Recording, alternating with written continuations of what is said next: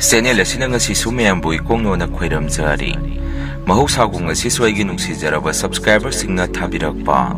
Manipuri horror story ꯑꯅꯧꯕ ꯑꯃꯃꯨꯛ ꯃꯌꯥꯝꯒꯤꯗꯃꯛꯇ ꯄꯨꯗꯨꯅ ꯂꯥꯛꯆꯔꯤ꯫ ꯋꯥꯔꯤ ꯑꯁꯤꯕꯨ ꯂꯥꯟꯊꯣꯛꯆꯔꯛꯄ ꯃꯇꯝꯗ ꯁꯣꯏꯈꯤ ꯂꯥꯟꯈꯤꯕ ꯌꯥꯎꯔꯕꯁꯨ ꯃꯌꯥꯝꯗ ꯉꯥꯛꯄꯤꯅꯕ ꯍꯥꯏꯖꯔꯤ꯫ ꯐꯔꯦ ꯑꯗꯨꯗꯤ ꯃꯌꯥꯝ ꯋꯥꯔꯤꯁꯤ ꯍꯧꯅꯕ ꯇꯧꯖꯔꯒꯦ꯫ ꯋꯥꯔꯤꯁꯦ ꯑꯩꯒꯤ ꯏꯐꯝꯗ ꯌꯥꯝꯅ ꯅꯨꯡꯉꯥꯏꯇꯕ ꯊꯧꯗꯣꯛ ꯑꯃ ꯑꯣꯏꯈꯤꯕ ꯋꯥꯔꯤꯅꯤ꯫ ꯑꯩꯁꯦ ꯃꯇꯝ ꯑꯗꯨꯗ ꯏꯆꯤꯜ ꯏꯅꯥꯎ ꯑꯅꯤ ꯁꯨꯔꯝꯗꯦ ꯏꯇꯣꯝꯗꯅꯤ꯫ ꯑꯩꯒꯤ ꯃꯤꯡꯅ ꯉꯧꯕꯤ ꯀꯧꯖꯩ, ꯑꯃꯅ ꯑꯅꯥꯃꯤꯀꯥꯁꯨ ꯀꯧꯏ꯫ ꯉꯧꯕꯤ ꯍꯥꯏꯔꯤꯁꯤꯅ ꯑꯩꯁꯦ ꯏꯁꯥꯒꯤ ꯀꯨꯆꯨ ꯈꯔ ꯉꯧꯖꯩ, ꯑꯗꯨꯅ ꯁꯨꯝ ꯏꯃꯨꯡ ꯃꯅꯨꯡ ꯂꯩꯀꯥꯏꯒꯤ ꯃꯤꯅ ꯊꯣꯟꯕꯤꯕ ꯃꯤꯡꯅꯤ꯫ ꯕꯕꯥ ꯏꯃꯥ ꯂꯩꯈꯤꯗ꯭ꯔꯕ ꯃꯇꯨꯡ ꯑꯩꯁꯦ ꯕꯕꯥꯒꯤ ꯃꯌꯥꯝꯕ ꯑꯩꯈꯣꯏ ꯏꯄꯜ ꯍꯣꯏꯒ ꯄꯨꯟꯅ ꯂꯩꯃꯤꯟꯅꯖꯔꯛꯄꯅꯤ꯫ ꯏꯄꯟꯒꯤꯁꯨ ꯃꯆꯥꯅꯨꯄꯥ ꯑꯃꯈꯛꯇꯅꯤ, ꯃꯃꯤꯡꯅ ꯒꯣꯕꯤꯟ ꯀꯧꯏ꯫ ꯅꯨꯄꯥ ꯑꯅꯤꯕꯨꯗꯤ ꯁꯨꯔꯝꯃꯤ, ꯑꯗꯨꯕꯨ ꯑꯃꯗꯤ ꯂꯩꯈꯤꯗ꯭ꯔꯦ꯫ ꯑꯩꯒꯤꯗꯤ ꯏꯈꯥ ꯊꯥꯕ ꯏꯅꯥꯎꯅꯨꯄꯥ ꯊꯣꯛꯇꯣꯔꯤꯅꯤ, ꯑꯩꯈꯣꯏꯒꯤ ꯒꯣꯕꯤꯟꯁꯤ꯫ ꯏꯄꯜ ꯍꯣꯏꯁꯨ ꯀꯩꯁꯨ ꯅꯨꯡꯉꯥꯏꯕ ꯏꯃꯨꯡ ꯅꯠꯇꯦ, ꯑꯩꯈꯣꯏ ꯄꯨꯟꯅ ꯁꯨ ꯅꯣꯝꯃꯤꯟꯅꯔꯒ ꯍꯤꯡꯃꯤꯟꯅꯖꯕꯅꯤ꯫ ꯏꯅꯥꯎꯅꯨꯄꯥ ꯒꯣꯕꯤꯟꯁꯨ ꯑꯣꯛꯇꯣ ꯊꯧꯗꯨꯅ ꯁꯦꯟ ꯇꯥꯟꯖꯔꯤꯕ ꯃꯇꯝꯅꯤ꯫ ꯏꯄꯟꯅ ꯂꯧꯁꯤꯡ ꯃꯇꯝ ꯃꯇꯝꯒꯤ ꯑꯗꯨꯝ ꯂꯧꯕꯨꯛꯇ ꯁꯨꯕ ꯌꯥꯕ ꯊꯕꯛꯁꯦ ꯑꯗꯨꯝ ꯍꯣꯠꯅꯖꯩ꯫ ꯃꯁꯤꯗ ꯑꯩꯅ ꯈ꯭ꯋꯥꯏꯗꯒꯤ ꯄꯦꯟꯖꯔꯤꯗꯤ ꯑꯩꯅ ꯏꯄꯟꯒꯤꯗ ꯂꯩꯔꯛꯄꯁꯤꯗ ꯅꯣꯡꯃꯇ ꯏꯄꯟꯒ ꯑꯩꯈꯣꯏ ꯒꯣꯕꯤꯟꯒꯅ ꯑꯩꯁꯦ ꯇꯣꯉꯥꯟꯕ ꯃꯤꯠꯌꯦꯡ ꯑꯃꯗ ꯅꯣꯡꯃꯇ ꯌꯦꯡꯕꯤꯔꯝꯗꯦ꯫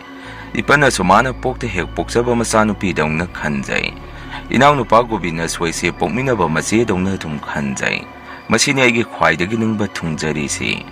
ꯕꯕꯥ ꯏꯃꯥ ꯂꯩꯈꯤꯗꯕꯒꯤ ꯑꯋꯥꯕꯁꯦ ꯑꯩ ꯀꯔꯤꯁꯨ ꯈꯪꯉꯝꯗꯦ꯫ ꯏꯄꯟ ꯍꯣꯏꯒ ꯑꯩꯒ ꯂꯩꯃꯤꯟꯅꯔꯛꯈꯤꯕꯁꯨ ꯑꯩꯁꯦ ꯌꯥꯝꯅ ꯄꯤꯛꯏꯉꯩꯗꯒꯤ ꯂꯩꯃꯤꯟꯅꯔꯛꯈꯤꯕ ꯅꯠꯆꯗꯦ꯫ ꯑꯩꯅ ꯂꯩꯁꯥꯕꯤ ꯐꯥꯔꯛꯑꯕ ꯃꯇꯝ ꯆꯍꯤ 15 ꯁꯨꯔꯛꯄ ꯃꯇꯝ ꯑꯗꯥꯏꯗ ꯏꯃꯥ ꯕꯕꯥ ꯑꯅꯤꯃꯛ ꯂꯩꯈꯤꯗ꯭ꯔꯕ ꯃꯇꯨꯡ ꯏꯄꯜ ꯍꯣꯏꯒ ꯂꯩꯃꯤꯟꯅꯖꯔꯛꯄꯅꯤ꯫ ꯃꯁꯤꯅ ꯑꯩꯒꯤ ꯄꯨꯟꯁꯤ ꯋꯥꯔꯤ ꯃꯇꯦꯛ ꯑꯃ ꯑꯣꯏꯈ꯭ꯔꯒ ꯑꯩꯁꯦ ꯑꯩꯈꯣꯏ ꯈꯨꯜ ꯑꯗꯨꯗꯒꯤ ꯅꯨꯄꯥ ꯑꯃ ꯈꯪꯅꯖꯩ, ꯃꯃꯤꯡꯅ ꯔꯣꯃꯦꯟ ꯀꯧꯏ ꯅꯨꯄꯥꯗꯨꯒꯤ꯫ ꯏꯕꯥꯅꯤꯅ ꯈꯪꯅꯔꯤꯕ ꯃꯑꯣꯡ ꯑꯁꯤ ꯍꯦꯛꯇ ꯌꯥꯝꯅ ꯐꯣꯡꯅ ꯃꯌꯥꯝꯒꯤ ꯃꯥꯡꯗ ꯋꯥ ꯋꯥ ꯂꯥꯎꯅ ꯈꯪꯅꯕ ꯅꯠꯆꯗꯦ꯫ ꯃꯁꯤ ꯃꯥꯅꯗꯤ ꯌꯥꯖꯗꯕꯅꯤ, ꯑꯗꯨꯕꯨ ꯑꯩꯗꯤ ꯏꯄꯟꯒꯤꯗ ꯂꯩꯕ ꯑꯣꯏꯕꯅꯤꯅ ꯃꯁꯤꯒꯨꯝꯕ ꯅꯨꯡꯁꯤ ꯅꯨꯡꯉꯣꯟꯒꯤ ꯍꯤꯔꯝꯁꯤꯗ ꯌꯥꯝꯅ ꯋꯥ ꯋꯥ ꯂꯥꯎꯕꯗꯨ ꯄꯥꯝꯖꯗꯕꯗꯒꯤ ꯅꯨꯡꯁꯤꯅꯩ ꯍꯥꯏꯕꯗꯨ ꯈꯛ ꯊꯣꯛꯑꯒ ꯌꯥꯝꯅ ꯀꯥ ꯍꯦꯟꯅ ꯄꯥꯈꯪ ꯂꯩꯁꯥꯕꯤ ꯑꯃꯒꯤ ꯃꯇꯧꯒꯨꯝꯅ ꯌꯥꯝꯅꯗꯤ ꯅꯛꯁꯟꯅꯔꯨꯗꯦ꯫ ꯃꯥꯁꯨ ꯃꯁꯥꯒꯤ ꯊꯕꯛ ꯌꯥꯝꯅ ꯆꯤꯟꯖꯩ, ꯑꯩꯁꯨ ꯏꯁꯥꯒꯤ ꯊꯕꯛ ꯑꯗꯨꯝ ꯆꯤꯟꯖꯩ꯫ ꯐꯤ ꯁꯥꯕ, ꯉꯥꯅꯨ ꯌꯦꯟ ꯂꯣꯏꯕ, ꯑꯣꯛ ꯃꯆꯤꯟꯖꯥꯛ ꯄꯤꯖ ꯄꯤꯊꯛ ꯇꯧꯕ, ꯑꯗꯨꯝ ꯑꯩꯒꯤꯁꯨ ꯅꯣꯡꯃꯒꯤ ꯃꯇꯝꯁꯤ ꯃꯁꯤꯅ ꯑꯗꯨꯝ ꯀꯣꯟꯅꯖꯩ ꯍꯥꯏꯖꯕ ꯇꯥꯏ꯫ ꯑꯗꯨꯒ ꯗꯥꯔꯣꯃꯦꯟꯁꯤꯒ ꯑꯩꯈꯣꯏ ꯒꯣꯕꯤꯟꯒ ꯃꯕꯥꯅꯤꯁꯦ ꯑꯗꯨꯝ ꯃꯔꯛ ꯃꯔꯛꯇꯁꯨ ꯄꯨꯟꯃꯤꯟꯅꯩ꯫ ꯑꯩꯈꯣꯏ ꯒꯣꯕꯤꯟꯗꯩꯗꯤ ꯗꯥꯔꯣꯃꯦꯟꯅ ꯆꯍꯤꯕꯨꯗꯤ ꯐꯅꯌꯥꯝ ꯍꯜꯂꯝꯒꯅꯤ, ꯑꯗꯨꯕꯨ ꯑꯩꯈꯣꯏ ꯈꯨꯡꯒꯪꯒꯤ ꯑꯣꯏꯅꯗꯤ ꯕꯦꯕꯥꯔꯗꯨ ꯈꯛ ꯀꯥꯏꯅꯗ꯭ꯔꯒ ꯂꯣꯏꯔꯦ꯫ ꯆꯍꯤ ꯂꯩꯇꯦ ꯆꯥꯎ ꯁꯥꯡꯕ ꯂꯦꯡꯕꯨ ꯃꯥꯟꯅꯔꯒꯗꯤ ꯑꯗꯨꯝ ꯑꯃꯒ ꯑꯃꯒ ꯅꯨꯄꯥ ꯃꯁꯦꯟꯗꯤ ꯄꯨꯡꯇꯤꯟꯗ ꯇꯤꯟꯅꯩ꯫ ꯑꯩꯁꯨ ꯑꯩ ꯏꯁꯥꯒꯤ ꯆꯍꯤꯁꯦ ꯃꯇꯝ ꯑꯗꯨꯗ 30 ꯍꯦꯟꯖꯜꯂꯛꯑꯝꯃꯤ꯫ ꯃꯇꯝ ꯑꯗꯨꯐꯥꯎ ꯑꯩꯁꯦ ꯂꯨꯍꯣꯡ ꯈꯣꯡꯗꯣꯡꯕꯒꯤ ꯋꯥꯈꯜꯁꯤ ꯑꯩꯉꯣꯟꯗ ꯏꯂꯩ ꯂꯩꯖꯔꯝꯗꯦ꯫ ꯏꯄꯟ ꯍꯣꯏꯅꯁꯨ ꯅꯣꯡꯃꯇ ꯃꯁꯤꯒꯨꯝꯕ ꯋꯥꯔꯤꯁꯤ ꯍꯧꯗꯣꯔꯛꯇꯦ꯫ ꯑꯩꯈꯣꯏ ꯂꯩꯀꯥꯏꯒꯤ ꯑꯍꯜ ꯂꯃꯟ ꯈꯔꯅꯗꯤ ꯃꯔꯛ ꯃꯔꯛꯇ ꯍꯥꯏꯕꯤꯔꯛꯄꯗꯤ ꯑꯗꯨꯝ ꯌꯥꯎꯏ꯫ ꯉꯧꯕꯤ ꯌꯨꯝ ꯄꯥꯟꯕꯒꯤ ꯃꯇꯝ ꯍꯦꯟꯗꯣꯔꯦ ꯅꯄꯜ ꯂꯩꯔꯤꯉꯩ, ꯊꯧ ꯄꯨꯕ ꯉꯝꯕ ꯑꯍꯜ ꯑꯃ ꯂꯩꯔꯤꯉꯩ ꯁꯠ ꯁꯠ ꯍꯣꯡꯍꯧꯔꯣ꯫ ꯃꯇꯝ ꯍꯦꯟꯇꯣꯛꯈ꯭ꯔꯅꯤ, ꯅꯪꯕꯨ ꯅꯨꯄꯥꯒ ꯂꯩꯇ꯭ꯔꯕꯣ? ꯅꯁꯛ ꯅꯇꯧ ꯀꯨꯆꯨ ꯀꯨꯂꯩ ꯑꯋꯥꯠꯄ ꯑꯃꯠꯇ ꯂꯩꯇꯦ, ꯂꯩꯇ꯭ꯔꯒꯗꯤ ꯅꯨꯄꯥ ꯁꯦꯝꯕꯤꯔꯛꯑꯒꯦ ꯀꯥꯏꯗꯅ ꯍꯦꯛꯇ ꯍꯥꯏꯕꯤꯔꯝꯕꯁꯨ ꯌꯥꯎꯏ꯫ ꯑꯗꯨꯕꯨ ꯑꯩ ꯃꯗꯨꯗ ꯀꯌꯥ ꯊꯣꯏꯅ ꯈꯟꯖꯜꯂꯨꯗꯦ꯫ ꯑꯩꯒꯤ ꯋꯥꯈꯜꯁꯤꯗ ꯑꯩꯁꯦ ꯂꯨꯍꯣꯡꯕꯩ ꯃꯇꯝ ꯋꯥꯠꯂꯤꯗ ꯑꯗꯨꯝ ꯈꯜꯂꯒ ꯂꯩꯖꯩ꯫ ꯅꯣꯡꯃꯗꯤ ꯑꯩꯅ ꯐꯅꯦꯛ ꯃꯔꯨꯞ ꯑꯃ ꯍꯧꯕꯗꯨ ꯏꯆꯦ ꯑꯃꯅ ꯐꯥꯎꯕꯒꯤ ꯐꯅꯦꯛ ꯈꯔ ꯑꯩꯅ ꯏꯆꯦꯒꯤꯗ ꯊꯤꯟꯕ ꯆꯠꯂꯨꯔꯒ ꯍꯜꯂꯛꯄꯗ ꯂꯩꯀꯥꯏ ꯑꯁꯤꯗꯒꯤ ꯏꯅꯦ ꯑꯃ ꯑꯩꯈꯣꯏꯒꯤ ꯏꯄꯟꯒ ꯐꯝꯃꯤꯟꯅꯔꯒ ꯋꯥꯔꯤ ꯇꯧꯗꯨꯅ ꯂꯩꯔꯛꯑꯝꯃꯤ꯫ ꯑꯩ ꯎꯕꯗ ꯍꯧꯖꯤꯛꯀꯤ ꯏꯅꯦ ꯑꯍꯜ ꯑꯗꯨꯅ ꯅꯣꯛꯐꯤ ꯅꯣꯛꯐꯤ "ꯉꯧꯕꯤ ꯀꯔꯥꯏꯗ ꯆꯠꯂꯨꯔꯤꯅꯣ" ꯍꯥꯏꯗꯅ ꯀꯧꯖꯔꯛꯏ꯫ ꯑꯩꯁꯨ ꯑꯗꯨꯝ ꯍꯔꯥꯎ ꯍꯔꯥꯎ ꯈꯨꯝꯕꯤꯔꯝꯃꯤ꯫ ꯅꯨꯃꯤꯠꯇꯨꯗꯒꯤ ꯍꯧꯖꯤꯛꯀꯤ ꯏꯅꯦꯗꯨ ꯂꯥꯛꯑꯝꯃꯕ ꯃꯇꯨꯡ ꯃꯊꯪꯒꯤ ꯅꯨꯃꯤꯠ ꯑꯃꯗꯁꯨ ꯑꯃꯨꯛ ꯂꯥꯛꯇꯅ ꯑꯩꯅ ꯆꯥ ꯂꯣꯜꯂꯒ ꯄꯤꯊꯛꯄꯤꯔꯝꯃꯤ꯫ ꯃꯗꯨꯗ ꯏꯅꯦꯗꯨꯅ ꯑꯩꯉꯣꯟꯗ ꯋꯥ ꯑꯃ ꯍꯧꯗꯣꯔꯛꯏ꯫ "ꯉꯧꯕꯤ, ꯏꯝꯐꯥꯜꯗ ꯅꯪ ꯅꯌꯨꯝ ꯄꯥꯅꯤꯡꯗ꯭ꯔꯣ? ꯁ꯭ꯋꯥꯏꯒꯤ ꯄꯥꯊꯤ ꯀꯨꯝꯊꯤ ꯃꯔꯛꯇ ꯀꯩꯗꯧꯗꯣꯏꯅꯣ? ꯁ꯭ꯋꯥꯏꯗ ꯁꯨꯝ ꯌꯨꯝ ꯄꯥꯜꯂꯒ ꯌꯨꯝ ꯄꯥꯟꯕ ꯃꯇꯝꯗꯗꯤ ꯏꯝꯐꯥꯜꯗ ꯅꯨꯡꯉꯥꯏꯕ ꯃꯐꯝꯗ ꯄꯥꯜꯂꯨ ꯌꯥꯏ ꯀꯩꯅꯣ? ꯁꯦ ꯏꯅꯦ, ꯋꯥꯔꯤꯁꯦ ꯁꯝꯖꯜꯂꯒꯦ, ꯅꯪꯒꯤ ꯅꯨꯄꯥ ꯑꯐꯕ ꯑꯃ ꯂꯩꯔꯦ, ꯏꯝꯐꯥꯜꯗꯒꯤꯗꯤ ꯁꯦꯟ ꯌꯥꯝꯅ ꯄꯥꯏꯕ ꯏꯃꯨꯡꯅꯤ꯫ ꯅꯨꯄꯥ ꯑꯗꯨꯗ ꯅꯪ ꯂꯩꯕꯗ ꯅꯄꯨꯟꯁꯤꯗꯨ ꯁꯦꯜꯒꯤ ꯑꯋꯥꯕ ꯃꯊꯧ ꯑꯃꯠꯇ ꯇꯥꯔꯔꯣꯏ꯫ ꯅꯨꯄꯥꯗꯁꯨ ꯅꯪꯗꯧꯅ ꯋꯥꯡ ꯆꯥꯎꯔꯒ ꯀꯨꯆꯨ ꯉꯧꯏ, ꯅꯕꯥꯅꯤ ꯆꯥꯅꯅꯤ, ꯏꯅꯦꯅ ꯃꯤꯠꯇ ꯎꯔꯦ ꯍꯧꯖꯤꯛꯇꯒꯤ꯫ ꯑꯩꯅ ꯅꯣꯏꯗ ꯇꯣꯏꯅ ꯂꯥꯛꯏꯁꯦ ꯑꯗꯨꯒꯤꯅꯤ, ꯅꯣꯏ ꯅꯄꯟꯗꯁꯨ ꯍꯧꯗꯣꯛꯈ꯭ꯔꯕꯅꯤ ꯑꯩꯅ ꯋꯥꯔꯤꯗꯨ꯫ ꯅꯣꯏ ꯅꯄꯟꯁꯤ ꯏꯆꯝꯕꯨ ꯆꯝꯖꯩ, ꯏꯆꯦ ꯍꯣꯏꯅ ꯐꯅꯕ ꯇꯧꯕꯤꯈ꯭ꯔꯣ꯫ ꯑꯩꯒꯤꯗꯤ ꯏꯌꯥꯗ ꯌꯥꯏꯗꯨꯝ ꯈꯨꯝꯃꯛꯏ꯫ ꯑꯗꯨ ꯅꯪ ꯀꯔꯤ ꯈꯜꯂꯤꯒꯦ ꯍꯪꯉꯛꯏ꯫ ꯑꯩꯗꯤ ꯍꯧꯖꯤꯛꯀꯤ ꯏꯅꯦꯗꯨꯅ ꯍꯧꯗꯣꯔꯛꯏꯕ ꯋꯥꯗꯨꯗ ꯏꯁꯥꯗ ꯌꯥꯝꯅ ꯍꯩꯅꯗꯕ ꯑꯃ ꯄꯣꯛꯆꯩ꯫ ꯐꯤꯂꯝ ꯂꯤꯂꯥ ꯗ꯭ꯔꯃꯥꯒꯤ ꯃꯑꯣꯡꯗꯨ ꯃꯥꯟꯁꯤꯜꯂꯛꯏ꯫ ꯑꯗꯨꯕꯨ ꯑꯩ ꯑꯍꯟꯅꯤꯅ ꯐꯖꯅꯗꯤ ꯑꯗꯨꯝ ꯈꯨꯝꯕꯤ꯫ ꯏꯅꯦ ꯑꯩ ꯈꯪꯅꯕ ꯅꯨꯄꯥꯁꯨ ꯂꯩꯇ꯭ꯔꯤ ꯍꯧꯖꯤꯛꯐꯥꯎ, ꯑꯗꯨꯒ ꯊꯝꯒꯦꯁꯨ ꯈꯟꯗ꯭ꯔꯤ꯫ ꯑꯩꯅ ꯇꯧꯒꯦ ꯈꯟꯕ ꯊꯕꯛ ꯌꯥꯝꯅ ꯂꯩꯔꯤ, ꯏꯃꯥ ꯕꯕꯥꯁꯨ ꯂꯩꯕ ꯅꯠꯇꯦ, ꯏꯄꯟꯒ ꯑꯩꯈꯣꯏ ꯒꯣꯕꯤꯟꯒ ꯋꯥꯅꯕ ꯊꯕꯛꯅꯤ꯫ ꯍꯧꯖꯤꯛ ꯑꯩꯅ ꯑꯃꯨꯛ ꯂꯨꯍꯣꯡ ꯈꯣꯡꯗꯣꯡꯁꯟꯕ ꯍꯥꯏꯔꯤꯁꯤ, ꯑꯗꯨꯅ ꯑꯩ ꯃꯗꯨꯒꯤ ꯃꯇꯝ ꯆꯥꯖꯗ꯭ꯔꯤ ꯍꯥꯏꯔꯛꯑꯝꯃꯤ꯫ ꯏꯅꯦꯗꯨꯅ ꯑꯃꯨꯛ ꯍꯦꯔꯥ ꯑꯗꯨꯏꯕꯣ ꯑꯩꯈꯣꯏ ꯃꯌꯥꯝꯁꯨ ꯂꯩꯔꯤ ꯀꯩꯅꯣ, ꯅꯪꯅ ꯑꯗꯨꯛ ꯌꯥꯝꯅ ꯋꯥꯕꯤꯔꯤꯗꯨ ꯀꯔꯤꯒꯤꯅꯣ? ꯅꯪꯕꯨ ꯍꯧꯖꯤꯛꯐꯥꯎ ꯏꯃꯥ ꯕꯕꯥ ꯂꯩꯇ꯭ꯔꯦ ꯍꯥꯏꯗꯅ ꯂꯨꯍꯣꯡꯗꯅ ꯇꯣꯛ ꯌꯥꯕ꯭ꯔꯣ? ꯅꯪꯒꯤ ꯑꯗꯨꯛ ꯆꯥꯎꯅ ꯅꯥꯄꯜ ꯑꯃꯁꯨ ꯂꯩꯔꯤ, ꯅꯄꯥꯒꯨꯝꯕꯅꯤ ꯀꯩꯅꯣ, ꯁꯦꯟꯒ ꯌꯥꯝꯅ ꯀꯥ ꯍꯦꯟꯅ ꯇꯨꯡꯁꯤꯜꯂꯨꯔꯅꯨ꯫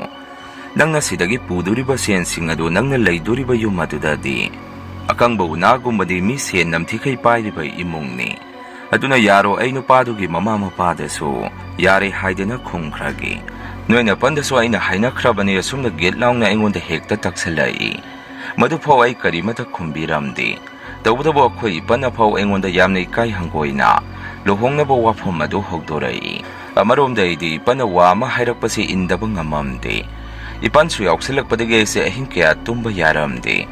ꯑꯩꯕꯨ ꯍꯦꯛ ꯄꯣꯛꯄꯤꯕ ꯏꯃꯥ ꯄꯥꯕꯨꯡꯃꯛ ꯑꯣꯏꯔꯝꯃꯒꯗꯤ ꯑꯩ ꯉꯝꯃꯣꯏ ꯍꯥꯏꯕ ꯋꯥꯍꯩꯁꯤꯗ ꯑꯣꯏꯔꯒꯁꯨ ꯍꯥꯏꯕ ꯉꯝꯃꯝꯒꯗꯕꯅꯤꯀꯣ ꯍꯥꯏꯗꯅ ꯏꯁꯥꯁꯦ ꯇꯧꯐꯝ ꯑꯃ ꯏꯈꯪ ꯈꯪꯉꯝꯗꯦ꯫ ꯑꯃꯔꯣꯝꯗ ꯐꯅ ꯌꯥꯝꯅ ꯅꯛꯁꯟꯅꯔꯨꯗꯦ ꯍꯥꯏꯕꯒꯤ ꯋꯥꯅꯤ, ꯑꯩꯒꯤ ꯋꯥꯈꯜꯗ ꯗꯥꯔꯣꯃꯦꯟꯕꯨꯁꯨ ꯅꯤꯡꯁꯤꯡꯉꯛꯇꯕ ꯉꯝꯃꯝꯗꯦ꯫ ꯃꯪꯒ ꯆꯞ ꯃꯥꯟꯅꯕ ꯊꯧꯗꯣꯛ ꯑꯃꯗ ꯑꯩꯁꯦ ꯅꯨꯄꯥ ꯑꯗꯨꯒ ꯂꯨꯍꯣꯡꯉꯝꯃꯤ꯫ ꯂꯨꯍꯣꯡꯕ ꯅꯨꯃꯤꯠ ꯑꯗꯨꯗ ꯑꯩꯁꯦ ꯏꯁꯥꯅ ꯏꯁꯥꯁꯤ ꯉꯁꯤꯒꯤ ꯅꯨꯃꯤꯠꯁꯤꯗ ꯂꯨꯍꯣꯡꯉꯦꯀꯣ ꯍꯥꯏꯕꯁꯤ ꯑꯩꯁꯦ ꯊꯥꯖꯔꯝꯗꯦ꯫ ꯍꯣꯏ, ꯏꯅꯦꯗꯨꯅ ꯍꯥꯏꯕꯗꯨꯃꯛꯇꯤ ꯆꯨꯝꯂꯦ꯫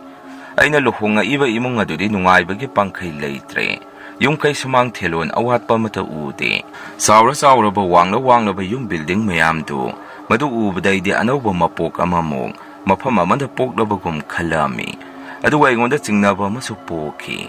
ꯑꯁꯨꯛ ꯁꯦꯟ ꯄꯥꯏꯔꯕ ꯑꯋꯥꯠꯄ ꯃꯆꯦꯠ ꯑꯃꯠꯇ ꯎꯗ꯭ꯔꯕ ꯏꯃꯨꯡ ꯑꯁꯤꯅ ꯂꯥꯞꯈ꯭ꯔꯕ ꯑꯩꯒꯤ ꯈꯨꯡꯒꯪ ꯑꯗꯨꯗꯒꯤ ꯀꯔꯤꯁꯨ ꯂꯩꯇ꯭ꯔꯕꯤ ꯑꯩ ꯑꯃꯕꯨ ꯃꯇꯧ ꯀꯔꯝꯅ ꯈꯪꯀꯠꯂꯛꯏꯕꯅꯣ ꯍꯥꯏꯗꯅ꯫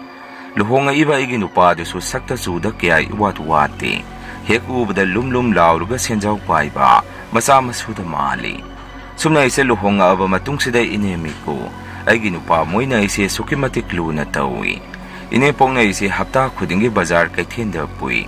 ꯑꯗꯨꯒ ꯑꯩꯒꯤ ꯑꯄꯥꯝꯕꯗ ꯈꯨꯠ ꯊꯤꯜꯂꯨ ꯂꯩꯗꯣꯏꯅꯤ ꯍꯥꯏꯗꯅ ꯃꯈꯟ ꯃꯈꯟꯒꯤ ꯇꯥꯡꯂꯕ ꯃꯃꯜ ꯌꯥꯝꯂꯕ ꯄꯣꯠꯁꯛ ꯀꯌꯥ ꯑꯃ ꯑꯩꯒꯤ ꯂꯩꯕꯤꯔꯛꯑꯝꯃꯤ꯫ ꯑꯩꯅ ꯁꯨꯝ ꯂꯩꯔꯛꯄꯗ ꯑꯩꯒꯤ ꯅꯨꯄꯥ ꯃꯌꯨꯝꯁꯤꯒꯤ ꯑꯣꯏꯅ ꯑꯆꯧꯕ ꯆꯦꯀꯣꯜ ꯑꯃꯁꯨ ꯃꯣꯏꯒꯤ ꯂꯩꯔꯛꯑꯝꯃꯤ꯫ ꯀ꯭ꯌꯨꯕꯣꯛꯁꯨ ꯃꯃꯤꯡ ꯂꯩꯔꯕ ꯁꯛꯅꯥꯏꯔꯕ ꯀꯌꯥꯅ ꯏꯖꯠ ꯊꯝꯅꯔꯤꯕ ꯃꯤꯁꯛ ꯑꯃꯁꯨ ꯑꯣꯏꯔꯛꯑꯝꯃꯤ꯫ ꯇꯧꯕꯇꯕꯨ ꯑꯩꯒꯤ ꯏꯄꯨꯔꯣꯏꯕ ꯑꯣꯏꯔꯤꯕ ꯃꯍꯥꯛꯇꯤ ꯀꯔꯤ ꯇꯧꯕꯅꯣ ꯈꯪꯗꯦ꯫ ꯅꯨꯡꯊꯤꯟꯒꯤ ꯄꯨꯡ 12ꯒ ꯇꯥꯔꯝꯗꯥꯏ ꯑꯁ꯭ꯋꯥꯏꯗ ꯑꯗꯨꯝ ꯒꯥꯔꯤ ꯀꯥꯔ ꯑꯃ ꯇꯣꯡꯉꯒ ꯌꯨꯝꯗꯒꯤ ꯊꯣꯛꯈꯤ꯫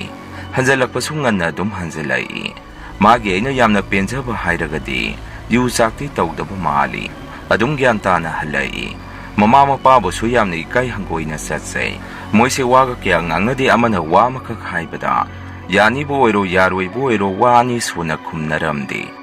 ꯑꯩꯁꯨ ꯑꯩꯒꯤ ꯂꯥꯏꯕꯛꯀꯤꯅꯤꯀꯣ ꯈꯟꯅ ꯑꯩꯒꯤꯁꯨ ꯃꯐꯝ ꯑꯗꯨꯗ ꯑꯩꯒꯤ ꯄꯨꯟꯁꯤ ꯑꯃ ꯁꯦꯝꯅꯕ ꯍꯣꯠꯅꯖꯩ꯫ ꯑꯗꯨꯒ ꯑꯩꯁꯦ ꯏꯃꯨꯡꯁꯤꯅ ꯏꯇꯣꯝꯗ ꯀꯌꯥ ꯃꯄꯥꯟ ꯅꯨꯄꯥꯟꯁꯨ ꯊꯣꯛꯍꯟꯗꯦ꯫ ꯑꯁꯥꯏꯐꯥꯎ ꯊꯣꯛꯄꯗ ꯏꯅꯦꯝꯄꯣꯛꯅ ꯑꯩꯕꯨ ꯀꯣꯏꯁꯦꯟ ꯁꯦꯟꯅꯩ꯫ ꯃꯗꯨꯃꯁꯨ ꯑꯩ ꯀꯔꯤꯒꯤꯅꯣ ꯈꯪꯉꯝꯗꯦ꯫ ꯃꯇꯧ ꯑꯁꯨꯝꯅ ꯅꯨꯡꯁꯤꯅꯅ ꯂꯩꯃꯤꯟꯅꯔꯛꯑꯕ ꯃꯇꯨꯡ ꯑꯩꯁꯦ ꯊꯥ 9 ꯅꯥꯎꯄꯨꯔꯛꯑꯕ ꯃꯇꯝ ꯑꯁꯤꯗ ꯑꯩꯒꯤ ꯅꯨꯄꯥ ꯃꯌꯨꯝꯁꯦ ꯍꯥꯟꯅꯒ ꯃꯥꯟꯅꯗꯕ ꯃꯑꯣꯡ ꯑꯃ ꯇꯧꯕ ꯍꯧꯔꯛꯏ꯫ ꯑꯩ ꯌꯥꯎꯍꯟꯗꯅ ꯃꯣꯏꯁꯦ ꯋꯥ ꯀꯟꯅ ꯉꯥꯡꯅꯕ, ꯈꯨꯝꯅꯕ ꯁꯥꯎꯅꯕꯒꯤ ꯃꯑꯣꯡꯗ ꯇꯧꯕ ꯍꯧꯔꯛꯏ꯫ ꯑꯩꯒꯤ ꯃꯥꯡꯗꯅ ꯑꯃꯨꯛ ꯃꯣꯏꯁꯦ ꯀꯩꯁꯨ ꯇꯧꯗꯕ ꯑꯃꯨꯛ ꯁꯥꯏ꯫ ꯅꯣꯡꯃꯗꯤ ꯑꯩꯁꯦ ꯐꯃꯨꯡꯗ ꯇꯨꯝꯗꯨꯅ ꯂꯩꯔꯤꯉꯩ ꯅꯨꯡꯊꯤꯟꯒꯤ ꯄꯨꯡ 3 ꯇꯥꯔꯛꯄ ꯃꯇꯝ ꯑꯁ꯭ꯋꯥꯏꯗ ꯑꯇꯥꯡꯕ ꯒꯥꯔꯤ ꯀꯥꯔ ꯑꯅꯤꯈꯛ ꯌꯨꯝ ꯑꯁꯤꯗ ꯊꯧꯖꯤꯜꯂꯛꯏ꯫ ꯒꯥꯔꯤ ꯀꯥꯔ ꯑꯗꯨꯗꯒꯤ ꯃꯁꯥ ꯅꯥꯟꯕ ꯑꯍꯜ ꯂꯃꯟ ꯀꯣꯠ ꯁꯨꯠ ꯇꯥꯏ ꯇꯧꯕ ꯈꯔꯁꯨ ꯀꯨꯝꯊꯔꯛꯏ꯫ ꯅꯨꯄꯤꯗꯅ ꯑꯍꯜ 2 ꯑꯃꯁꯨ ꯌꯥꯎꯏ, ꯑꯗꯨꯒ ꯑꯃꯅ ꯑꯩꯗꯧꯅ ꯅꯥꯎꯄꯨꯔꯕꯤ ꯅꯨꯄꯤ ꯑꯃꯁꯨ ꯌꯥꯎꯔꯛꯏ꯫ ꯃꯣꯏ ꯂꯥꯛꯄꯗ ꯑꯩꯒꯤ ꯏꯅꯦꯝꯃꯤꯀꯨ ꯄ꯭ꯔꯞ ꯆꯦꯟꯊꯣꯛꯈꯤꯗꯨꯅ ꯃꯣꯏꯕꯨ ꯍꯔꯥꯎ ꯇꯔꯥꯝꯅ ꯑꯣꯛꯈꯤ꯫ ꯅꯍꯥꯟꯈꯩꯗꯤ ꯏꯃꯨꯡ ꯑꯁꯤꯗ ꯃꯤ ꯑꯃ ꯂꯥꯛꯄꯗ ꯏꯅꯦꯝꯃꯤꯀꯨꯅ ꯑꯩꯕꯨ ꯊꯣꯔꯛꯑꯣ ꯀꯧꯊꯣꯔꯛꯑꯒ ꯃꯌꯥꯝꯗ ꯁꯛ ꯑꯗꯨꯝ ꯇꯥꯛꯄꯤꯕꯅꯤ꯫ ꯅꯨꯃꯤꯠꯇꯨꯗꯤ ꯑꯩꯁꯦ ꯀꯅꯥꯝꯇꯅ ꯀꯧꯕꯤꯔꯛꯈꯤꯗꯦ꯫ ꯑꯩꯁꯨ ꯊꯣꯛꯎꯗ꯭ꯔꯦ, ꯑꯩꯒꯤ ꯀꯥꯗꯨꯗ ꯑꯗꯨꯝ ꯍꯤꯞꯄꯒ ꯂꯩ꯫ ꯑꯩꯒꯤ ꯅꯨꯄꯥꯗꯤ ꯂꯩꯇꯦ ꯅꯨꯃꯤꯠꯇꯨ ꯌꯨꯝꯗ꯫ ꯃꯣꯏꯁꯦ ꯐꯅ ꯀꯨꯏꯔꯐꯥꯎ ꯋꯥ ꯅꯣꯛꯇꯨꯅ ꯂꯥꯡꯗꯨꯅ ꯂꯩ꯫ ꯑꯩꯅ ꯌꯥꯝꯅ ꯉꯛꯄ ꯍꯥꯏꯔꯒꯅ ꯑꯩꯅ ꯇꯨꯝꯃꯤꯉꯩꯗꯨꯗ ꯉꯁꯥꯏ ꯌꯥꯎꯔꯛꯈꯤꯕ ꯃꯁꯥ ꯋꯥꯏ ꯁꯪꯗ꯭ꯔꯕꯤ ꯅꯨꯄꯤ ꯑꯗꯨ ꯑꯩꯒꯤ ꯀꯥꯒꯤ ꯊꯣꯡ ꯑꯁꯤ ꯁꯠ ꯍꯥꯡꯇꯣꯛꯑꯒ ꯑꯩꯉꯣꯟꯗ ꯍꯥꯏꯐꯦꯠꯇꯪ ꯌꯦꯡꯉꯝꯃꯒ ꯊꯣꯛꯈꯤ꯫ ꯅꯨꯃꯤꯠꯇꯨꯗ ꯇꯧꯔꯤꯕ ꯃꯑꯣꯡ ꯃꯇꯧ ꯑꯗꯨꯗ ꯑꯩꯗꯤ ꯄꯨꯡꯉꯛ ꯍꯦꯛ ꯉꯛꯏ꯫ ꯑꯗꯨꯝꯅ ꯂꯩꯔꯝꯃꯒ ꯃꯣꯏꯁꯦ ꯑꯃꯨꯛ ꯂꯣꯏꯅ ꯍꯟꯅꯈ꯭ꯔꯦ꯫ ꯑꯩꯒꯤ ꯅꯨꯄꯥꯁꯨ ꯉꯥꯏꯍꯥꯛꯀꯤ ꯃꯇꯨꯡ ꯍꯜꯂꯛꯏ꯫ ꯑꯩꯅꯁꯨ ꯃꯉꯣꯟꯗ ꯃꯤꯑꯣꯏꯁꯤꯡ ꯑꯗꯨ ꯀꯅꯥꯅꯣ ꯍꯪꯉꯝꯃꯤ꯫ Maduda maso aingonda wa amata khumbiramde. Kona numidangi mayam puna sak charamdai matam maduda ngasai yaurokhiba masa wai sangdrabi nupi adu inempokki kadagi thorai. Aidi ma ubada mihunse ding chongba horai. Maduso kari marambino khangde. Aigi mihul asina chongi ibadu. Inempokna so aingonda wado haudorai. Ibema sida leiriba nupi se isanupana ihan hana yum asida purakhiba imauni. Wari se sumna taubani. Imau ahanse phana kuina mamita masa uraktaba aduda isanupaga khanadana mayumda laikhibani. Maduda khoina isu pamaktana mau amamuk thiba horakhibani. Maduda imau ibema nangse khoigi wajaba phangjakhibani. Hana isanupana lauramba imau asi haujikti maso mirole haiba paw ama tare. Aduna sisu isanupagi I matum ama yauribanina yum asida noi pulap laiminaro haidana taurabani. Nang masida lana laugano noi animang imau ngaktani amana henba yaroi amana taba yaroi sab hek manai. Adumne inempokna hek hairapaga aide dum khangkhre. Mikubadura aigi punsi se awaba chauba ko mamada butharakadore haibasi. Aisu wahiya sikha khai ima karigino noina wafamadu aingonda hana mangjongna khanganbiramdridi. Maduda inempokna sumna khumai. Ibema khoisu manga sab hek manare tauriba thodok asi khumai. Aisu prap sakto sadabi aigi kada sangai. Aduga kap tuna inaw nupa Gobinda aina phone tawi. Aduga waron pomba loina tami. Maduda inaw nupa Gobinda su ise hayang babaga iga laki. Ise nang karimata khangano. Akoy lady sidi haidana masi uibi aigi damakta. Awawa se moy lady haidana aigi nungay tabase pata birami. Nungan baga ipan si inaw nupa Gobinda oktoda mabani si yung masida lakbirami. Inepo ikubok su loina thorai. Aduga ipan ga wari sanarami. Panamadumak wajaraga so akoy khungangdagini. Aduna ipan su mingonda wakya ngangbang ngamjadi. Inaw nupa Gobin su mangay moyga wari saraba matung. Ipan su aiga mukwari sanay. Maduda ipan na ibe makari su khaluno. Akoy lady sidi. Isagi laibag ni adubu isagi laibag ni tungay. Isada tubum nama sorok pa din napan layri. Nang madukha kaw ganu layhoro akoy muksalagi. Si haram doon ay ipaloy so muksadki. Matam kharagi matung ay si isanupa ama phangjarami. Ahamba mogi mamang nupi duso ay gatong damangda. Maso angang amang unarami. Magina nupi mapoki. Masigi matung moy na isi yung masda lehening da bamawang ama. Tamna sumut pa haurai. Ay gisa si mulhauraga isi yung masidagi. Tantokin na basin ba haurai. Angang apik pa si eliba isi moy na tsaksi apumasa. Moy gi ariamba pizza ba haurai. Ay ginupa sumangay unkiba khangawdi. Ay ginakta angang do kakuna ba sangak pamong da taurami. Ay kari wali kari pamli amata hangbiramdi. Mawa madugidi moy miyam sangdana seba su taubirami. Ay banda yung masida loy ba sanga daw na kanbi ba haurai. Masida isu isa apik pa do yengaga yam na kapami. Aduga marak sida moy na isi sabada kari hawkrabano khangdi. Sakhaw sida isi kaigumba masabada po daw warami. Doktor amata sumoy na ibu tanabiramdi. Gaurong krabaygi kususi isana mingsin yengbada ay isani tajaramdi. Moy na ikinabadi haidana aigi kasida yerum mapumbasi adum thambirami. Aigi kankadaga migi mitam sarga yetumnaga lengsalaga hekta thanami. Aiso aigi damagda ipan hoy Gobin hoy layri khangange haidana. Inaw nupa Gobin ipan hoy kaubasi moyna yamna usitabagi mawongda phida phok thabiramdi. Inaw nupa Gobin na su ise nang sida leibada ise nang karisu nungairaroi. Yumda hallasi phaw haibirami. Adubo ay maphamasi thaduagasu isadu khakti aigi asengba lan oina pujakhi haidana matam supada dum khallaga leizarami. Madu pho moina munbidaba yamna kana honnai. Nongmade se inempongna angang do aiga ngahak leminakhige thambirangko hairubada inempongna ise waterbag ta haliba ising asabadu makum sat satoga haijalai. Aidi aigi isa pikpadu chongani haidana aigi isa sina angang do loina khanjalami. Madugi saina kholadu ai hujik phau kaudri isada madugi dakpham su kokdri. Aina okhongna kapsabada kanana su tabiramde. Nokhengan buga inang do Gobin na magi oktodu maduda masiyebu lawbu lakpirami. Adu sumoyna kauboyrami ay se pukhro haidana. Aduga yamni kaiba mana iga khangnajaramba daru mensu yawrakhi aibu lawbu laibaduda. Numituda inang no Gobin su yamna saurami. Ikubokka su yamna thina khanarami. Maduda ikubokna masagi license galladuna kapkani haidana dhap taurai. दारोमेनसु इनाउनुपा गोबिंदबु थेमजनदुना अखोइसे युमदा हलक्नब तौरामी अइनसु इसादु खक्तंगदे पिबियु अइ अहेनब करिसु पामजदि हाइदना मोइदा कप्पगा हाइजै मदुदा Moina ताबीदे चक्रो हाइदना मोइ मयामना तांथोकपिरई असुमना इसे कप्पगो ओक्टोदुदा इगे खुंगंगदु तमना हलई इपनसु यामना सावी नुपादुबु सेमीबा लेकाइगी इनेदो मागसु यामना थिना खदनारामी इसासु Moina मुनबि हौकी हौदिक्ति आइसु युमदा लेजरे अइगे इने proxy यामना फते मसमसु बोय cutting तौरगा नुपादुंगना तौवी मासु नोंगमदि अइना फंगिबा अवाबा चैना असिदगी हेना सरुक चामा हेना फंगबा ओइरसनु हाइदना ngasi phau ai isoda nungti ge dum thongni ri punamak mana sinba ngaktani hauji sumoi ga kota isa gi damakta thengnari ai gi damakta su ibung ri pa kya na lepi ri mayam hamgi wari se mata ngasai da loi jari ani subo wari se muk mayam da khudon tamjari ai gi ming location kauje ai gi lefamas na imphal da gi kara haida ba mafam jaga amadagi ni ai na ngasi lijara ka dori bo wari sing asi da gi na sahi taru muki mamangda खोले कायदा सिंगबा थोकिबा यामना कीखिबा थौदोम की वारी ने अगे Mungase लाइरबा इमुंग अमनी बाबाना take take जुगाली ओइना थबक सुजै अदुगो इमाना युमदे इंखोंदे इंसांग नापी खरा थारगा लेकाइगे बाजार पोफम फंबा सिंगदा इंसांग नापी सिंग अदु योनजै ऐसे इतोमदे सुपोई अदुना टेक टेक थुजबा सिना खोगे इमुंगसी मिसु यामदबगा दुम लेमपाना कोनरामी अइना लेजरिबा लमसी लबुक लमहांग मरांग काइना लेबा खुंगंग अमनी खुनचु पुकचौक चावबना सेदि लेकाय अहुमना साबा खुननी अवांग लेकाय मखा लेकाय अमदि मयाय लेकाय हाइदुना लेकाय अहुम थोंना खाइदोकपनी अइना लेजरिबा असिना मयाय लेकाय तनी खोगी खुलेसिगी फिबम असी असुमना तौवी मयाय लेकाय असना मखा लेकाय अमदि अवांग लेकाय अनि एसिगी मरक्ता लेइबनी अदुना लंबेन चथोगसिन तौफम ओइनासु तौवी मखा लेकायगी मी अमना अवांग लेकायदा चटके हाइरगदि खोगी लेकाय असी फाउदुना चतुरीनी मसिगा समानना अवांग लेकायगी मीनसु मयाय लेकाय असि फाउदुना मखा लेकाय यौदुरीनी असुमना अवांग लेकाय मखा लेकाय फाउनबगी लंबे लोइना पांगना चावना लई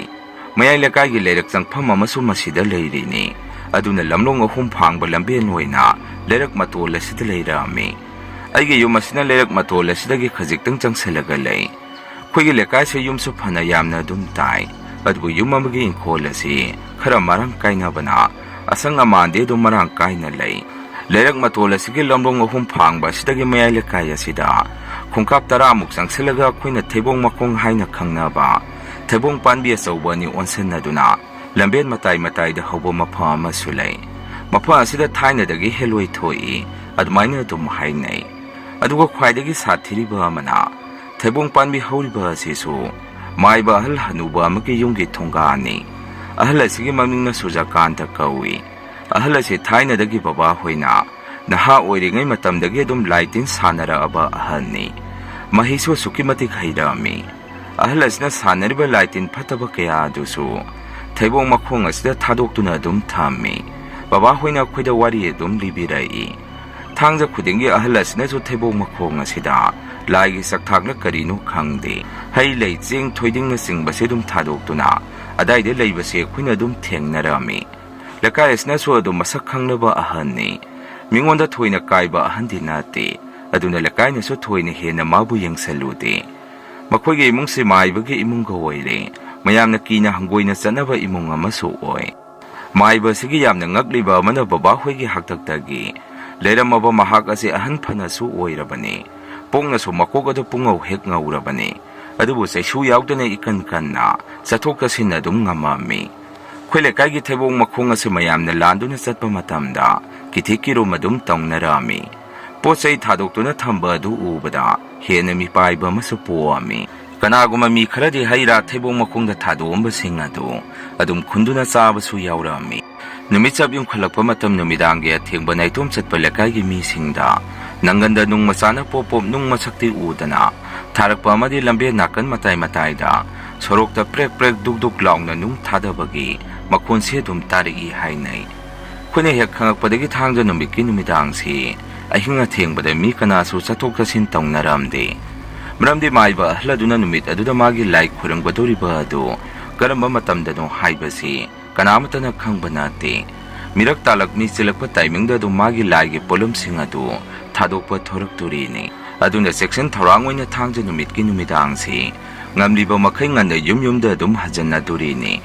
matamado ai sehi kuni thoimuk sujari sagi krosa oina ba tekten ai si yumda lekai gi angang mari mu ayukta tuition tawbirami aduga numidangi pung mari dagi manga makhai phawbasina thangnaba makha lekai asida machin mopa ama aina home theater oina aise lairik takpa satpirami matamado angang singi tam test leinaba matam su oi aduna exam gi important mayam adu loina ba honarapada hanagi matamdagi khitang kuina thengthana tawrami asum naina tuition loirakpasna numidang wairamgi pung 6 makhai mukti tare aisu thengne haidana yumlomda halakpa haurami isada ki tujungbadi karisu phauramde misu dum amani satnariba matamni sumna isu lamlong ahum phangbadudagi khoi yum changpham mayai thangba lerakadumda tamna sum lakpa haurami khoigi lerak ase solar lem amadi lerak machil asida thali adubu lerak manung changselakpasidari thangmai amata thalamde aduna numidang khradi adum mami aisu phone gi tosa du kaptuna lambela domda dum lai khoigi lerak asida numito mi ama phawbo hek chatpasi uramde aduga ina yamna hinadribadi thebong makhong aduda maiba sujakanta oiramgani khalli kendan masagi maingal amada mi ama lai khuram dawbagi mongda tawribadu urami madu ubada ikaramna mapa du lanthokuna satsige khalami lamben nage kuyeng yengagasu aige laibak thiri de lerakadumda mi ama talakpasi uramde aisu minute ani mukti sab hek leptuna lay nahan makhai singumba matam asida lai khurambasi khak hek tawdabani aigi thingnau haiba numit adu surobra khangde numitudi yamna nganna magi lai se khuramduna leirami sum leptuna leiba dusu isada swai lawba ma poi aduga ina sumna leptuna leiba sida afaba oigadaba sumande aduna ise misi hanna phau yengdaba makai hekta prapap sakrage khanduna khonga che thuna yangna thangba haurami theibong mapa maiba sujakantana lai khuramnaba honariba dusu misina hanna yengda dum lanthoktu ise prap lai usina chine si yum su yaure yum yobasda sorase sangna hondoksei kari wakhandagi no khangde mukhana thungan changamdai aduda thebong makhong adomda isi hek yengoi aina yengbada maiba du swai gi maikeida makhut tung punduna yengduna leirami aisu swai hek lawi hanikti prap yumlomda isi senselami imana sai sing thu loisanduna leirami khuju sakso punna saminarami aina saksa na sana imada imang asidi aina tuition halakpada maiba sujakantana lai khuramamba duga mapa hek chanana imaiga thengnarure aina yum changamdaida muk yengubada so maiba sujakanta se aigi maikeide yengduna leirami sibo kari su tawroidro hangami aigi waduda imana so onthokpanida nangna haliba matam madu so pungtheng thengpanatri magi lai khuramgadabadu mi tumna himnakraba matamda khoirambadi kari kai babana muk yare tumin leinaro kariba tawduna kari su tawroi nakhoina nongai tragana sumna thengnare hairagana nasana sado mai sengbana oktho u haidai numito sumna chai sing loina toknarba matung tumba loina sangnarami sumna numidangi pung 12 makhaiga tarakpa matam madaida khoigi yunggi tin mathak sajin mapa saida kaujing haraura haibasu khangde hektang yeng ngangduda nakong asi yesenba makhai khongai makhola khoi mungsu loina tumba hauganarami imana sokarai dagi kaujing harauno numidang sida khong sina hairai babana so torchlight adu kaptuna koi thi hek thirami adu khongli batil adudi thiba phangamde dimgi mapanda muk tho uragasu makhola du mukta ba phangde aduna yum manung dagi khong ibane haibasi khangami adubo yamna luriba amana khongli do segaiba makhai taraga tin masak adu torchlight ani hum kapla phawba masak uge phangamde adumna tawbudu da babana ingondo onsanduna ibungo masidi kainomni chalo sumang matonda chai asangba khara leibadudagi ama khangkalaga puro o hairai aisu prap chai sang ama puduna lai babana su tilladuda sayeduna yungna dak laungna ahum laktang thingatuna nasakhangi tawrakanu haiduna khon kalamna hairami angakpani adumna hek tawkhiba duda makhon yamna hauna khongamba du zabhek leptuna pungsik hekchi akhoisu loina ngaknarami tumasi haina duna magi phamungda tumba sangnarami tanja sida maise mukput laungna mutkhi adum lakjarani haiduna maisu sukhattana nga hektang di ngairami minute anigi matungda egi ka sida mairi ani khak ngaksang hek ngakba makhai paiba kariboi egi phamung adomda naksalai ꯑꯩ ꯑꯍꯥꯟꯕꯗ ꯀꯔꯤꯅꯣ ꯍꯥꯏꯗꯅ ꯃꯨꯟꯅ ꯌꯦꯡꯗꯨꯅ ꯂꯩ꯫ ꯄꯥꯏꯔꯛꯏꯕ ꯃꯩꯔꯤ ꯑꯅꯤꯗꯨꯁꯨ ꯄꯨꯝꯃꯝ ꯃꯝꯕ ꯑꯩꯒꯤ ꯀꯥ ꯑꯁꯤꯗ ꯀꯣꯏꯄꯥꯏ ꯍꯦꯛ ꯄꯥꯏꯔꯛꯑꯝꯃꯤ꯫ ꯑꯩꯒꯤ ꯀꯥꯡꯈꯜ ꯑꯁꯤꯗ ꯌꯪ ꯌꯪ ꯂꯥꯎꯅ ꯃꯇꯧ ꯑꯗꯨ ꯑꯩꯒꯤ ꯅꯥꯛꯁꯤꯗ ꯄꯥꯏꯁꯟꯒꯦ ꯍꯣꯠꯅꯕ ꯃꯥꯜꯂꯤ꯫ ꯑꯩꯁꯨ ꯀꯔꯤꯅꯣ ꯈꯟꯗꯨꯅ ꯏꯃꯥ ꯃꯩ ꯑꯃꯨꯛꯇ ꯀꯥꯞꯄꯛꯑꯣ, ꯁꯤꯗ ꯀꯔꯤꯅꯣꯃ ꯂꯩꯔꯦ ꯍꯥꯏꯗꯅ ꯂꯥꯎꯔꯛꯑꯝꯃꯤ꯫ ꯏꯃꯥꯁꯨ ꯐꯣꯟꯒꯤ ꯇꯣꯁ ꯑꯗꯨ ꯀꯥꯞꯇꯨꯅ ꯑꯩꯒꯤ ꯀꯥ ꯑꯗꯣꯝꯗ ꯆꯦꯟꯁꯤꯜꯂꯛꯏ꯫ ꯁꯨꯝꯅ ꯃꯩ ꯊꯥꯜꯂꯛꯄꯁꯤꯗ ꯑꯉꯥꯡꯕ ꯃꯩꯔꯤ ꯑꯗꯨ ꯀꯣꯕꯤ ꯇꯤꯟ ꯍꯥꯏꯅ ꯈꯪꯅꯕ ꯇꯤꯜ ꯑꯗꯨ ꯑꯣꯏꯔꯛꯑꯝꯃꯤ꯫ ꯀꯣꯕꯤ ꯇꯤꯟꯁꯤ ꯑꯩꯈꯣꯏꯅ ꯐꯅ ꯌꯥꯝꯅꯗꯤ ꯎꯔꯦ, ꯑꯗꯨꯕꯨ ꯃꯃꯤꯠ ꯑꯗꯨꯛ ꯌꯥꯝꯅ ꯂꯪꯅ ꯃꯩꯔꯤ ꯑꯅꯤꯒꯨꯝꯅ ꯑꯁꯨꯛ ꯌꯥꯝꯅ ꯆꯥꯎꯕ ꯀꯣꯕꯤ ꯇꯤꯜ ꯑꯗꯨꯗꯤ ꯏꯃꯥꯅ ꯄꯣꯛꯄꯗꯒꯤ ꯑꯃꯨꯛꯐꯥꯎ ꯎꯔꯛꯇ꯭ꯔꯤꯕꯅꯤ꯫ ꯏꯃꯥꯁꯨ ꯃꯩꯔꯤ ꯑꯅꯤ ꯑꯗꯨ ꯎꯕꯗ ꯄꯨꯡꯉꯛ ꯍꯦꯛ ꯉꯛꯏ꯫ ꯁꯨꯝꯅ ꯏꯃꯥꯅ ꯏꯃꯨꯡꯒꯤ ꯁꯨꯝꯆꯤꯠ ꯑꯗꯨ ꯄꯥꯏꯈꯠꯇꯨꯅ ꯀꯣꯕꯤ ꯇꯤꯜ ꯑꯗꯨ ꯀꯟꯊꯅꯕ ꯀꯟꯅ ꯂꯥꯛꯅꯔꯛꯑꯝꯃꯤ꯫ ꯑꯗꯨꯕꯨ ꯀꯣꯕꯤ ꯇꯤꯜ ꯑꯗꯨ ꯑꯁꯨꯛꯀꯤ ꯃꯇꯤꯛ ꯆꯥꯎꯏ, ꯃꯃꯤꯠ ꯑꯂꯪꯕ ꯑꯅꯤ ꯑꯗꯨ ꯄꯨꯡꯂꯪ ꯂꯪꯕ ꯃꯈꯩ ꯑꯩꯈꯣꯏꯒꯤ ꯂꯥꯏꯅꯤꯡꯊꯧ ꯀꯥ ꯑꯁꯣꯝꯗ ꯄꯥꯏꯁꯟꯈꯤ꯫ ꯏꯃꯥꯒ ꯑꯩꯒꯁꯨ ꯐꯣꯜ ꯑꯗꯨ ꯀꯥꯞꯇꯨꯅ ꯀꯣꯏꯇꯥꯟ ꯇꯥꯟꯅꯔꯛꯑꯝꯃꯤ꯫ ꯑꯗꯨꯕꯨ ꯗꯥꯎ ꯌꯥꯗꯕ ꯍꯥꯏꯒꯗ꯭ꯔꯥ ꯀꯣꯕꯤ ꯇꯤꯜ ꯑꯗꯨ ꯂꯥꯏꯅꯤꯡꯊꯧ ꯀꯥ ꯑꯗꯣꯝꯒꯤ ꯐꯛꯂꯥꯡ ꯅꯨꯡꯁꯤꯠ ꯆꯪꯐꯝ ꯚꯦꯟꯇꯤꯂꯦꯁꯟ ꯑꯗꯨꯗꯒꯤ ꯂꯩꯊꯣꯛꯇꯨꯅ ꯄꯥꯏꯗꯨꯅ ꯆꯠꯈꯤ꯫ ꯏꯃꯥꯅ ꯍꯥꯏꯕꯗ ꯀꯣꯕꯤ ꯇꯤꯟ ꯍꯥꯏꯔꯤꯕ ꯖꯤꯕ ꯑꯁꯤ ꯃꯤꯒꯤ ꯏꯃꯨꯡꯗ ꯃꯍꯩ ꯄꯣꯠꯁꯦꯝ ꯊꯥꯖꯤꯟꯕꯗ ꯌꯥꯝꯅ ꯁꯤꯖꯤꯟꯅꯩ, ꯑꯃꯗꯤ ꯑꯁꯤꯒꯨꯝꯕ ꯀꯣꯕꯤ ꯇꯤꯜ ꯑꯁꯤ ꯐꯥꯔꯒ ꯈꯥꯡꯗ ꯊꯥꯡꯒꯠꯇꯨꯅ ꯃꯩꯊꯛꯇ ꯉꯧꯔꯒꯗꯤ ꯃꯍꯤ ꯊꯥꯖꯤꯜꯂꯤꯕ ꯃꯤ ꯑꯗꯨ ꯃꯩꯁꯥ ꯑꯗꯨ ꯆꯞ ꯃꯥꯟꯅꯅ ꯐꯪꯗꯨꯅ ꯇꯤꯜ ꯑꯗꯨ ꯃꯩ ꯊꯥꯔꯤꯕ ꯃꯐꯝ ꯑꯗꯨ ꯐꯥꯎ ꯆꯦꯜꯂꯛꯏ ꯍꯥꯏꯅꯩ꯫ ꯃꯁꯤ ꯀꯌꯥꯝ ꯆꯨꯝꯕ ꯋꯥꯐꯝꯅꯣ ꯍꯥꯏꯕꯗꯤ ꯈꯪꯗꯦ꯫ ꯅꯨꯃꯤꯗꯥꯡ ꯑꯗꯨꯗ ꯑꯩꯈꯣꯏ ꯏꯃꯨꯡꯗ ꯇꯧꯔꯤꯕꯁꯤꯡ ꯑꯗꯨ ꯑꯩꯅ ꯃꯥꯏꯕ ꯁꯨꯖꯀꯥꯟꯇꯒ ꯃꯥꯌꯣꯛꯅꯔꯨꯕ ꯑꯗꯨꯒꯤ ꯑꯣꯏꯔꯝꯒꯅꯤ ꯈꯜꯂꯤ꯫ ꯅꯨꯃꯤꯠ ꯈꯔꯅꯤꯒꯤ ꯃꯇꯨꯡ ꯌꯥꯝꯅ ꯊꯥꯖꯗꯕ ꯄꯥꯎ ꯑꯃꯁꯨ ꯇꯥꯔꯛꯑꯝꯃꯤ꯫ ꯂꯩꯔꯛꯀꯤ ꯍꯦꯛ ꯃꯆꯤꯟꯗ ꯂꯩꯕ ꯀꯀꯥ ꯊꯣꯏꯕꯁꯤ ꯌꯥꯝꯅ ꯀꯟꯅ ꯅꯥꯗꯨꯅ ꯂꯩꯔꯦ ꯍꯥꯏꯅꯔꯛꯏ꯫ ꯀꯀꯥ ꯊꯣꯏꯕꯁꯤ ꯕꯕꯥꯒ ꯂꯦꯡꯅꯤ, ꯕꯕꯥꯒꯁꯨ ꯑꯗꯨꯝ ꯃꯔꯛ ꯃꯔꯛꯇ ꯄꯨꯟꯕꯅꯤ, ꯑꯗꯨꯒ ꯃꯁꯥꯁꯨ ꯑꯗꯨꯝ ꯀꯜꯂꯤꯕ ꯃꯤꯁꯛꯅꯤ꯫ ꯈꯪꯍꯧꯗꯅ ꯃꯥꯁꯤ ꯅꯥꯗꯨꯅ ꯐꯝ ꯁꯦꯟꯅꯗꯨꯅ ꯂꯩꯔꯦ ꯍꯥꯏꯕꯁꯤꯗ ꯂꯩꯀꯥꯏꯒꯤ ꯃꯤꯁꯨ ꯄꯨꯡꯉꯛ ꯍꯦꯛ ꯉꯛꯅꯔꯛꯑꯝꯃꯤ꯫ ꯀꯀꯥ ꯊꯣꯏꯕꯅ ꯅꯥꯔꯤꯕꯁꯨ ꯅꯨꯃꯤꯠ ꯅꯤꯅꯤ ꯁꯨꯕꯗ ꯉꯥꯏꯔꯤ, ꯑꯗꯨꯒ ꯅꯨꯃꯤꯠ ꯑꯅꯤꯈꯛ ꯑꯁꯤꯗ ꯀꯔꯝꯅ ꯐꯝ ꯁꯦꯟꯅꯗꯨꯅ ꯂꯩꯗꯣꯔꯤꯕꯅꯣ ꯈꯟꯅꯔꯛꯑꯝꯃꯤ꯫ ꯃꯁꯥ ꯉꯝꯗꯕ ꯑꯗꯨꯗ ꯗꯣꯛꯇꯔꯗꯁꯨ ꯄꯨꯔꯨꯔꯦ ꯍꯥꯏ, ꯑꯗꯨꯕꯨ ꯃꯁꯥꯗ ꯈꯤꯇꯪ ꯐꯥꯎꯕ ꯐꯒꯠꯂꯛꯄꯁꯤ ꯂꯩꯔꯝꯗꯦ꯫ ꯕꯕꯥꯁꯨ ꯑꯅꯥꯕ ꯍꯪꯅꯤ ꯍꯥꯏꯗꯨꯅ ꯆꯠꯈꯤꯕꯅꯤ꯫ ꯁꯨꯝꯅ ꯕꯕꯥꯅ ꯑꯅꯥꯕ ꯍꯪꯕ ꯆꯠꯂꯨꯔꯒ ꯍꯜꯂꯛꯄꯁꯤꯗ ꯕꯕꯥꯅ ꯑꯩꯈꯣꯏꯗ ꯌꯥꯝꯅ ꯉꯛꯅꯤꯡꯉꯥꯏ ꯑꯣꯏꯔꯕ ꯄꯥꯎ ꯑꯃ ꯇꯝꯃꯛꯏ꯫ ꯅꯨꯃꯤꯠꯇꯨ ꯀꯀꯥ ꯊꯣꯏꯕꯁꯤ ꯃꯃꯥꯟꯅꯕ ꯈꯔ ꯄꯨꯜꯂꯨꯔꯒ ꯈꯔ ꯊꯦꯡꯅ ꯌꯨꯝꯗ ꯍꯜꯂꯛꯄꯖꯥꯅꯤ꯫ ꯆꯥꯎꯔꯥꯛꯅ ꯄꯨꯡ 12 ꯇꯥꯔꯕꯖꯥꯅꯤ꯫ ꯃꯥꯅ ꯍꯜꯂꯛꯄꯁꯤꯗ ꯂꯩꯔꯛ ꯑꯗꯣꯝꯗ ꯂꯥꯞꯇꯛꯅ ꯃꯤ ꯑꯃ ꯀꯦꯟꯗꯜ ꯊꯥꯟꯗꯨꯅ ꯆꯣꯡꯐꯟꯗꯨꯅ ꯇꯧꯔꯤꯕꯗꯨ ꯎꯔꯛꯏ꯫ ꯁꯨꯝꯅ ꯑꯃꯝꯕ ꯃꯔꯛ ꯑꯗꯨꯗ ꯂꯩꯔꯤꯕꯗꯨ ꯀꯔꯤꯅꯣ ꯍꯥꯏꯗꯨꯅ ꯃꯥꯁꯨ ꯈꯪꯅꯤꯡꯕꯗꯒꯤ ꯇꯞꯅ ꯁꯨꯝ ꯆꯪꯁꯜꯂꯨꯔꯕꯖꯥꯅꯤ꯫ ꯃꯥꯅ ꯁꯨꯝ ꯆꯪꯁꯜꯂꯛꯄꯁꯤꯗ ꯊꯩꯕꯣꯡ ꯃꯈꯣꯡ ꯑꯗꯨꯗ ꯄꯣꯠ ꯆꯩ ꯄꯣꯠꯂꯝ ꯈꯔ ꯊꯥꯗꯣꯛꯇꯨꯅ ꯃꯥꯏꯕ ꯁꯨꯖꯀꯥꯟꯇꯗꯨ ꯃꯐꯤ ꯊꯣꯡꯗ ꯆꯣꯡꯐꯟꯗꯨꯅ ꯖꯒꯣꯏ ꯁꯥꯗꯨꯅ ꯂꯩꯔꯝꯃꯤ ꯍꯥꯏ꯫ ꯃꯗꯨ ꯎꯕꯗ ꯀꯀꯥ ꯊꯣꯏꯕꯁꯨ ꯈꯪꯗꯨꯅ ꯏꯁ ꯀꯔꯤꯅꯣ ꯁꯤꯗꯤ ꯍꯥꯏꯗꯨꯅ ꯃꯃꯥꯏꯗꯨ ꯁꯠ ꯂꯥꯎꯅ ꯂꯩꯊꯣꯛꯇꯨꯅ ꯆꯦꯜꯂꯛꯏ꯫ ꯃꯁꯤꯗꯒꯤ ꯀꯀꯥ ꯊꯣꯏꯕꯁꯤ ꯑꯅꯥꯕ ꯍꯧꯈꯤꯕꯅꯤ ꯍꯥꯏꯗꯅ ꯕꯕꯥꯅ ꯑꯩꯈꯣꯏꯗ ꯋꯥꯔꯤꯗꯨ ꯇꯝꯃꯛꯏ꯫ ꯕꯕꯥꯅ ꯍꯥꯏꯕꯗ ꯃꯥꯏꯕ ꯁꯨꯖꯀꯥꯟꯇꯅ ꯅꯨꯃꯤꯠ ꯑꯗꯨꯗ ꯇꯧꯔꯤꯕꯗꯨ ꯃꯍꯩꯅ ꯄꯩꯁꯥ ꯀꯧꯔꯤꯕꯅꯤ ꯍꯥꯏ꯫ ꯄꯩꯁꯥ ꯀꯧꯕ ꯍꯥꯏꯔꯤꯕꯁꯤ ꯀꯅꯥꯒꯨꯝꯕ ꯑꯃꯥꯏꯕ ꯑꯃꯥꯏꯕꯤ ꯑꯃꯅ ꯃꯥꯒꯤ ꯌꯨꯝ ꯊꯪꯅꯔꯤꯕ ꯌꯨꯝꯊꯣꯡ 8ꯇꯒꯤ ꯄꯩꯁꯥ ꯀꯧꯊꯣꯛꯄꯅꯤ ꯍꯥꯏ꯫ ꯑꯩꯈꯣꯏꯁꯨ ꯋꯥꯔꯤꯗꯨ ꯇꯥꯕꯗ ꯌꯥꯝꯅ ꯉꯛꯑꯝꯃꯤ꯫ ꯑꯆꯨꯝꯕ ꯄꯥꯎ ꯑꯣꯏꯒꯅꯤ ꯈꯜꯂꯤ, ꯃꯔꯝꯗꯤ ꯃꯥꯏꯕ ꯁꯨꯖꯀꯥꯟꯇꯒꯤ ꯏꯃꯨꯡꯁꯤ ꯊꯕꯛ ꯏꯪꯈꯥꯡ ꯊꯣꯏꯗꯣꯛꯅ ꯀꯅꯥꯁꯨ ꯁꯨꯕ ꯎꯗꯦ꯫